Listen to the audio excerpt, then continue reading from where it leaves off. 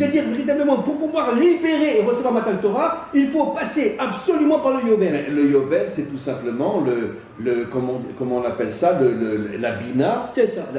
Qui s'appelle elle-même Chérout, liberté. Exactement. La Bina qui nous élève au-dessus de toutes les limites de ce monde, Mitzrayim, c'est le monde de la liberté. C'est exactement ça. Donc, mais pas dans le sens je fais ce que je veux. Mais non. Dans le sens que je me connecte à l'infini qui est Dieu, et je deviens moi-même quelque chose d'infini. C'est exactement sans ça. limite. Sans limite.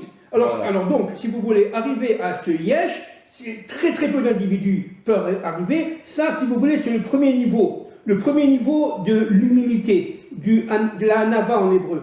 Le deuxième niveau, dit notamment le Ramchal, c'est d'arriver véritablement, et c'est pas le seul à parler comme ça, les kabbalistes parlent comme ça, c'est d'arriver au deuxième niveau qui est lié directement au fait que par le Limud Torah, ça peut durer 30 ans, 40 ans le Limud Torah, je parle de la vraie Torah, n'est-ce pas? Le Limud Torah, c'est-à-dire essayer de comprendre tout simplement dans notre monde fini, le sens du monde. Voilà, l'infini, c'est-à-dire véritablement mettre l'infini dans le fini, faire l'union des contraires, l'infini dans le fini, comprendre le sens du monde, le sens de la réalité, mais pour cela il faut être un combattant hors pair, un combattant hors pair. Contre le Yetzer Hara, contre on est seul, etc.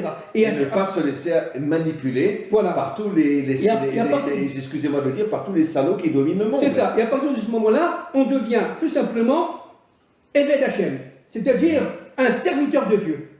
Et là, on devient deuxième par rapport à Dieu.